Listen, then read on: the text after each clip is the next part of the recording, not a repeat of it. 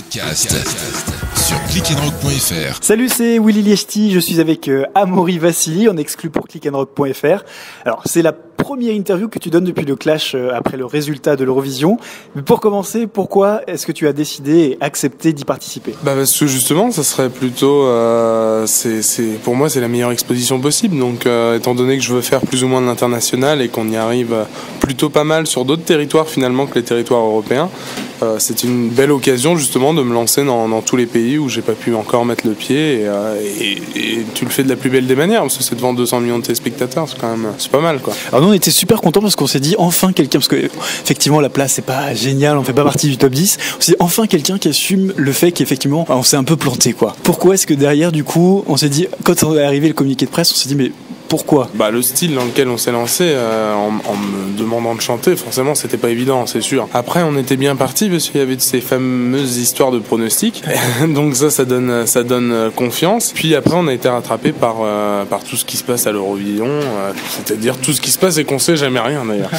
Donc voilà, c'est là le gros problème. Donc non, mais c'est une belle aventure. Avant tout, c'est surtout une belle aventure, c'est ce qu'il faut se dire, parce qu'on vit une semaine quand même où justement quand t'es dans la position de favori, c'est encore plus dur parce que tu dois gérer et la demande des fans et de ton public et même des gens qui te découvrent, et aussi la demande des journalistes, parce que c'est un truc de malade, mais vraiment. Est-ce que justement c'est pas comme au foot, c'est-à-dire que souvent quand on donne une équipe gagnante, c'est rarement celle qui gagne parce que du coup on lui fout une pression de ouf. Est-ce que le fait que tu partes justement premier avec les bookmakers se disent ok c'est lui le gagnant, est-ce que du coup ça t'a pas mis une pression et un petit peu déstabilisé ? Non, au niveau de la pression c'est pas ça qui m'a déstabilisé. La seule chose qui m'a déstabilisé le soir du 14, c'est ce putain de problème de son qui fait que t'es blasé, parce que pendant 30 secondes t'entends le rythme de ta chanson mais t'entends pas les notes, donc tu le fais au feeling, à ce que tu te souviens un petit peu, puis après ça a évolué, après ça a été mieux. Donc à mon avis il y a eu un déficit au début de la chanson ou je sais pas, bref, et c'est ça qui est énervant surtout. Après la pression, non ça va, je l'ai géré parce que en fait je me suis surtout amusé, donc moi ça me dérangeait pas de répondre à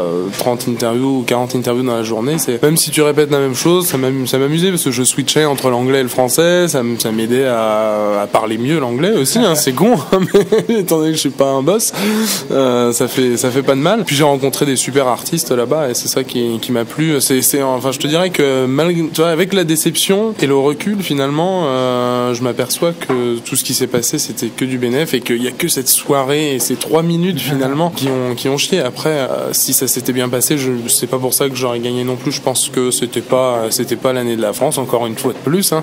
Et est-ce qu'il y aura une année de la France, c'est ça la question ? Ça c'est la grande question, mais je pense que moi j'enverrais bien Michael Youn l'année prochaine quand même. Je pense qu'il aurait ses chances. Ouais, non mais c'est clair, hein. Après tout, on sait pas trop ce qu'ils attendent, donc là je pense qu'on est passé par un peu tous les styles, par la variété avec Patricia Cass, par le souk avec Jessie Matador, la techno avec Tellier, et moi je fais mon truc dans le classique. Là je pense qu'arrive un moment faut essayer de lancer un truc de n'importe quoi, ou Cindy Sander avec Papillon de lumière, je sais pas, faut tenter un truc de malade, et peut-être qu'on aura cette chance. Mais...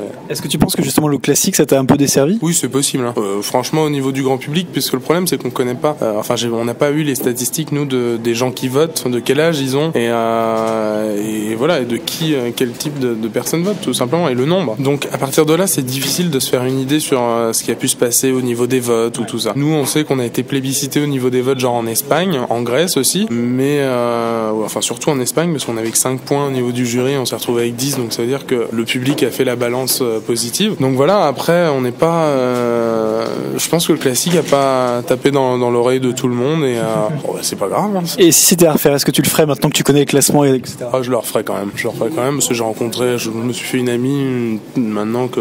Qui ça ? La petite ukrainienne.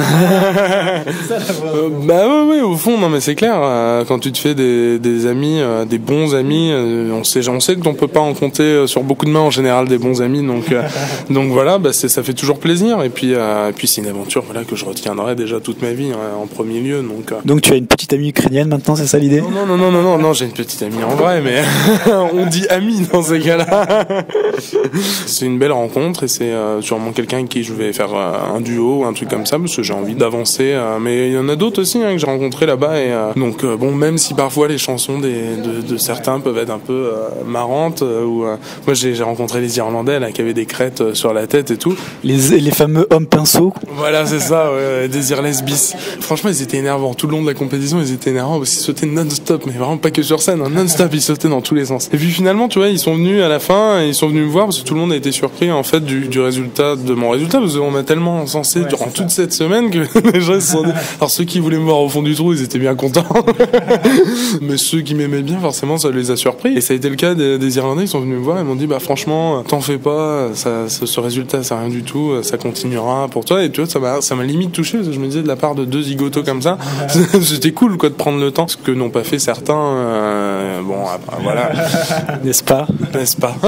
T'as pas l'impression justement d'avoir été un peu, pas abandonné, mais un peu lâché sur ce coup-là par justement les Français? Non, mais en fait, ça c'est un peu aussi un rapport avec la réaction que j'ai eue le premier coup, mais ça c'est une histoire de journaliste en fait, c'est tout le fond du problème. C'est que j'ai eu le malheur de dire un mot de travers et j'ai vu tout de suite qu'il griffonnait le calepin aussitôt. Donc ça c'était le petit souci. Après bon voilà, je m'étais déjà repris sur place aussi sec en me disant non mais de toute façon le jury on s'en fout puisque c'est pas eux qui ont fait la décision finale puisqu'ils ont pas donné les points aux gagnants. Donc à partir de là bon ça me dérangeait pas et puis bon je préfère que ça soit l'Azerbaïdjan que la Suède donc. Est-ce que tu sais par exemple toi passer l'Azerbaïdjan sur la carte parce que moi personnellement je sais même pas où c'est. Honnêtement non.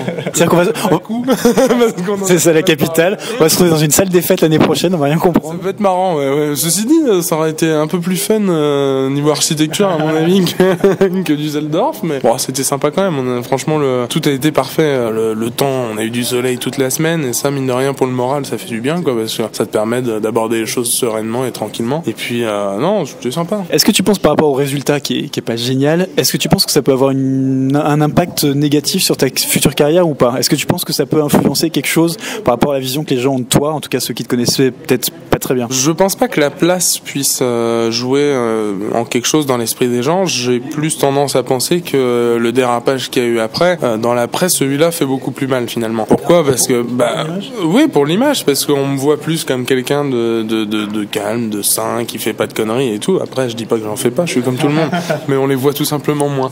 Voilà, je suis assez malin pour les cacher. Mais là, ce coup-ci, je me suis fait avoir quand même. Donc, donc voilà, donc je me devais auprès de mon public de coller à l'identité que j'ai, c'est-à-dire de m'excuser et de justement retirer ce que j'avais dit et ce que j'avais déjà retiré au moment où je l'avais dit. Mais bon. Le vrai Amaury, c'est quelqu'un de plutôt calme ou c'est quelqu'un d'un peu justement impulsif? C'est les deux en fait, parce que justement, je pense que le calme fait que parfois, quand la coupe est pleine, on est un petit peu impulsif. Mais non, c'est surtout que voilà, je suis un Gémeaux, donc je colle parfaitement à mon signe astral. On va bientôt me prendre pour Domenech, mais mais bon, c'est vrai que voilà, je suis assez calme dans mon métier, mais forcément, bon bah là, j'étais déçu. J'ai même fait une interview avant celle qui a posé problème. Il n'y a pas eu de souci, mais c'est juste que bon voilà, j'étais en confiance avec ce journaliste et j'ai sorti le mot. Mais en plus, c'était vraiment en rigolant. Le pire, c'est que personne me croirait, mais c'était vraiment en rigolant. J'ai c'est le con du jury français. Et non, que dalle. Et ça l'a écrit. Et juste après, je réfléchis, je me dis mais de toute façon, ça sert à rien parce que le Suédois, il a même pas gagné. Donc il y a aucun intérêt à ce que j'insulte le jury français qui a pas donné de points à l'Azerbaïdjan. Donc c'était idiot. Donc c'est logique aussi que je m'excuse devant tout le monde, quoi. Mais honnêtement, la chanson gagnante, elle est pourrie. C'est pas du tout ce que j'écoute et moi elle m'a jamais tapé dans l'oreille à aucun moment, quoi. La chanson de l'ukrainienne beaucoup plus déjà. Tu m'étonnes. Faut trouver des points positifs là où il y en a, hein. Et à part cet éventuel duo du coup avec cette jolie ukrainienne, est-ce que t'as des projets? Le troisième album là qui commence à se préciser dans nos têtes parce qu'on veut prendre un virage justement un peu hispanique, hein, parce que ça peut que m'aider dans ma carrière internationale. Ça va peut-être m'aider à attraper le public espagnol et puis si j'arrivais après à avoir les Brésiliens et tout ça, ça serait magique. Mais avant ça, faut taffer. Donc là, il y a quand même pas mal de boulot. Faut produire 12 chansons. Et comme j'ai pas envie de représenter un album avec beaucoup de reprises, j'ai plus envie là de repartir dans des chansons originales, voilà, des créations ou même des adaptations de thèmes connus ou des chansons qu'on a connues d'une manière mais qu'on va tellement transformer que vous la reconnaîtrez pas. Et voilà, il y a plein de petites choses qui foisonnent. Donc maintenant, il y a plus qu'à les mettre en application, quoi. Quand j'ai dit que j'allais t'interviewer, il y a quand même quelque chose qui fait ton mythe, ce sont tes cheveux. Alors j'ai envie de te demander pourquoi cette coupe? Mais parce que c'était la même que dans le clip. En fait. C'est ça le problème. Ah bah, ça dépend de quel côté on se place.